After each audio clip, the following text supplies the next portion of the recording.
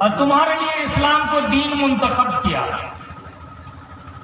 تو یہ ذی الحجہ 9 تاریخ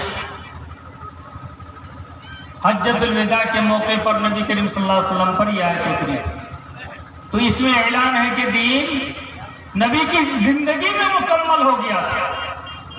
نہ کچھ گھٹانے کی گنجائش نہ کچھ بڑھانے کی گنجائش.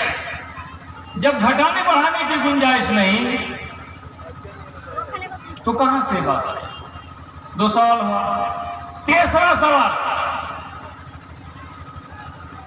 کیا اسلام کو اس طرح سے سمجھا جائے گا جس طرح سے لوگ سمجھتے ہیں، یا اسلام کو اسی طرح سے سمجھا جائے گا جس طرح سے صحابہ کرام نے سمجھا تھا؟ اس چیز کو سمجھیے. اسلام منمانی طور پر سمجھا جائے گا یا صحابہ کرام نے جس طرح سے اسلام کو سمجھا تھا اور اس پر عمل کیا تھا وہی اسلام ہے؟ تو جواب ملے گا کہ منمانی طور پر سمجھنے والی چیز یہ اسلام نہیں ہے، یہ دین نہیں ہے. جو صحابہ کرام نے سمجھا تھا، صحابہ کرام کو اللہ کے رسول نے جو سکھایا تھا وہی اسلام ہے. اس کی دلیل کیا ہے؟ فَإِنْ آمَنُوا بِمِثْلِ مَا آمَنْتُمْ، سورہ بقرہ کیا ہے؟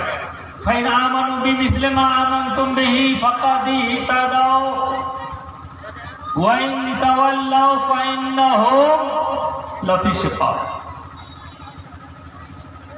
اگر دنیا والے ایمان لائے اسی طرح سے جس طرح سے صحابہ کرام ایمان لائے، تو صحابہ کرام صرف ایمان زبان سے بولنے کو ایمان نہیں کرتے تھے، عمل بھی کر کے دکھاتے.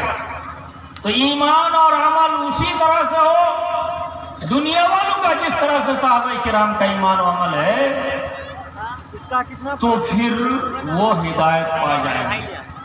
اگر ہدایت نہیں پائے، اگر وہ لوگ پھر گئے، یعنی صحابہ کرام نے جو عمل کر کے دکھایا اس کے مطابق عمل نہیں کیا، فَإِنَّهُمْ لَفِي شِقَاقٍ، یہ لوگ اختلاف میں پڑ جائیں گے، اختلاف میں پڑ جائیں گے.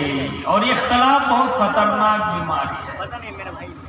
صحابہ کرام کے راستے کو چھوڑ کر کوئی دوسرا راستہ اختیار کرے تو اللہ نے اس کی مذمت کی ہے زبردست انداز سے، بہت زبردست. وَمَن يُشَاقِقِ الرَّسُولَ مِن بَعْدِ مَا تَبَيَّنَ لَهُ الْهُدَىٰ وَيَتَّبِعْ غَيْرَ سَبِيلِ الْمُؤْمِنِينَ نُوَلِّهِ مَا تَوَلَّىٰ وَنُصْلِهِ جَهَنَّمَ وَسَاءَتْ مَصِيرًا. وَمَن يُشَاقِقِ الرَّسُولَ، جو رسول کی مخالفت کرتا ہے، ہدایت واضح ہو جانے کے بعد، اسلام کا سارا طریقہ جان جانے کے بعد،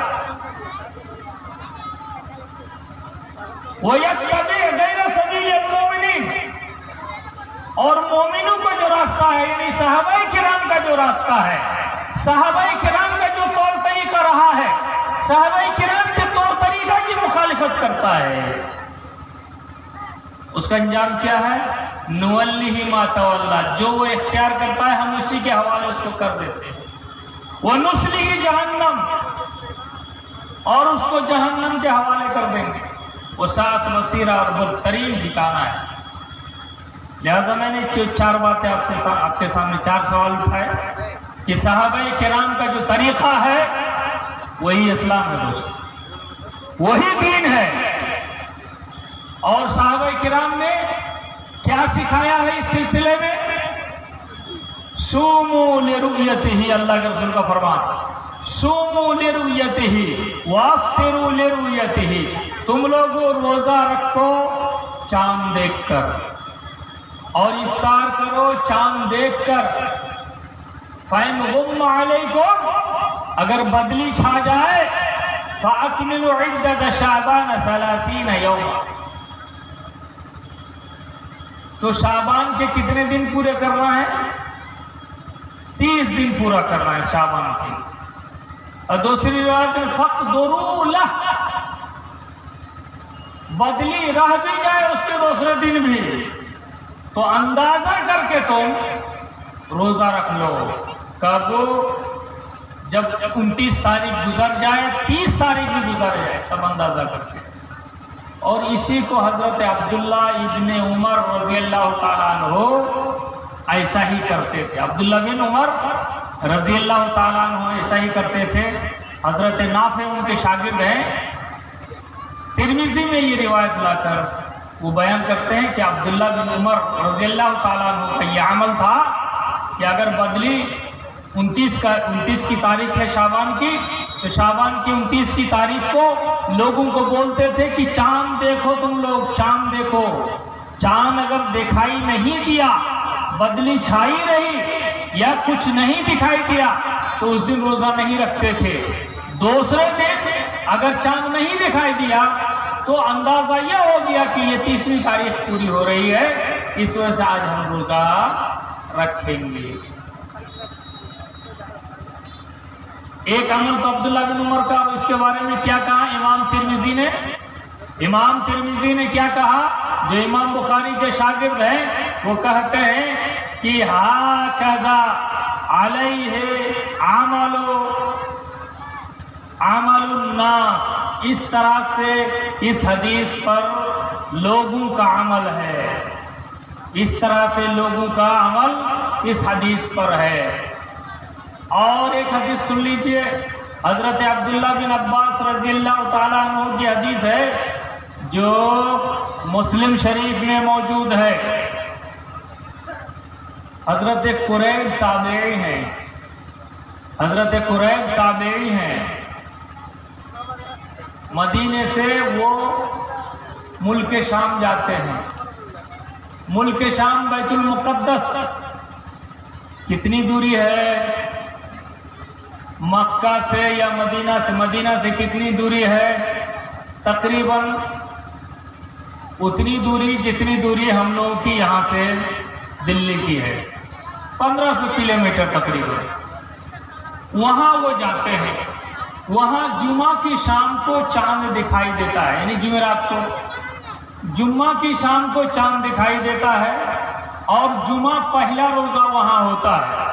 حضرت قریب روزہ رکھتے ہیں، حضرت معاویہ روزے کا اعلان کرتے ہیں چاند کا، اور اس کے بعد روزہ رکھ کے 8-10 دن وہاں رہنے کے بعد پھر گھر واپس آتے ہیں مدینہ اپنا کام کرتے. مدینہ آتے ہیں تو حضرت عبداللہ بن عباس رضی اللہ تعالیٰ عنہ سے حضرت قریب کی سفر کے بارے میں گفتگو ہوتی ہے کہ آپ تو وہاں گئے تھے فلسطین یا ملک شام گئے تھے، تو وہاں آپ نے روزہ چاند کب دیکھا؟ تو قریب نے کہا کہ میں نے چاند وہاں جمعرات کو دیکھا، اور جمعہ ہم لوگوں کا وہاں پہلا روزہ تھا. حضرت معاویہ نے بھی روزہ رکھا اور تمام کو روزہ رکھنے کے لیے کہا، ہم لوگوں نے روزہ رکھا. حضرت عبداللہ بن عباس کہتے ہیں کہ ہم لوگوں نے یہاں جمعہ کو چاند دیکھا، اور سنیچر ہم لوگوں کا پہلا روزہ تھا. مسلم شریف کی حدیث، سنیچر ہمارا پہلا روزہ تھا، اور ہم اس وقت تک روزہ نہیں چھوڑیں گے جب تک ہم 30 پورا نہ کر لیں یا چاند نہ دیکھ لیں. 30 پورا نہ کر لیں یا چاند نہ دیکھ لیں. حضرت قریب کہتے ہیں کہ معاویہ کی رویت، معاویہ نے جو چاند دیکھا ہے یہ آپ کے لیے کافی نہیں ہے؟ کہا کہ نہیں، ہمارے لیے کافی نہیں ہے. پھر آگے کہا اگر کوئی صحابی بیان کرتے ہیں اور نسبت کرتے ہیں نبی کی طرف تو وہ شریعت ہے دوستو. حضرت عبداللہ بن عباس کہتے ہیں ہاکذا امرنا النبی صلی اللہ علیہ وسلم، اسی طرح سے نبی صلی اللہ علیہ وسلم نے ہم کو حکم دیا ہے، صوموا لرؤیتہ وافطروا لرؤیتہ، چاند دیکھ کر روزہ رکھو، چاند دیکھ کر روزہ توڑو. فإن غم علیکم، اگر بدلی چھا جائے، فاقدروا لہ، فاقدروا لشعبان ہے، فاقدروا 30 یوما لشعبان، شعبان کے لیے کتنا دن؟ 30 दिन 30 کی تاریخ مکمل کرو. تو یہ ہے فَأَكْمِلُوا الْعِدَّةَ شَعْبَانَ 30 یوما. تو شعبان کی 30 تاریخ مکمل کر کے پھر روزے رکھو. یہ کہاں سے بات آ گئی؟ اور اسی کو امام ترمذی نے پچھلی حدیث میں یہ کہا ہَكَذَا لِكُلِّ أَهْلِ بَلَدٍ رُؤْيَتُهُمْ. اسی طرح سے ہر ملک والوں کا چاند دیکھنے کا الگ الگ سسٹم ہے. وہاں چاند دکھائی دیتا ہے، جیسے چاند دکھائی دے گا اس کو روک دیا جائے گا. چاند نہیں دکھائی دیا کیسے عمل کریں گے؟ لہذا دوستو یہ بات کلیئر ہے کہ جو لوگ اختلاف پیدا کرنے کی کوشش کرتے ہیں اور مکہ کی خبر آپ کو دیتے ہیں، آج سے 30 سال 35 سال پہلے آپ لوگوں کو خبر نہیں ہوتی تھی. جو حج کرنے کے لیے جاتے تھے کس دن وہ حج کریں گے پتہ نہیں چلتا تھا. وہاں چاند کب نکلتا ہے یہ بھی نہیں معلوم ہوتا تھا. ہم لوگ سوال کے دائرے میں نہیں آتے تھے اس وقت، نہیں پوچھتے تھے کہ ایک دن پہلے چاند نکل آیا، وہاں ایک دن پہلے یہ نہیں جانتے تھے. 30-35 سال پہلے کی بات. تو کیا 30-35 سال پہلے تک، یہ 5واں سوال ہے میرا، 30-35 سال پہلے تک جن لوگوں نے عمل کیا شریعت پر، ہندوستان کی رویت کے مطابق چاند دیکھا اور روزہ رکھا، تو کیا ان لوگوں کا روزہ ہوا یا ان لوگوں کا عمل غلط تھا؟ کیا کہیں گے آپ ظاہر ہے یہی کہیں گے کہ نہیں ان لوگوں کا عمل غلط نہیں تھا. جب ان لوگوں کا عمل صحیح تھا تو جب کل صحیح تھا تو آج کیوں نہیں صحیح ہے؟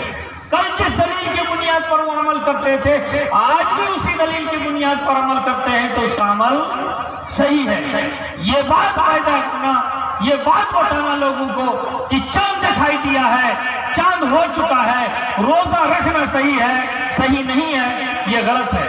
چاند ہو گیا مکہ میں اور کہتے ہیں کہ نہیں چاند تو ہو گیا. چاند کہاں ہوا؟ چاند مکے میں نہ ہوا ہے اور کئی بجے رات کو ہوا ہے. آپ پوری دنیا کا ٹھیکہ لے سکتے ہیں تو کیا فیجی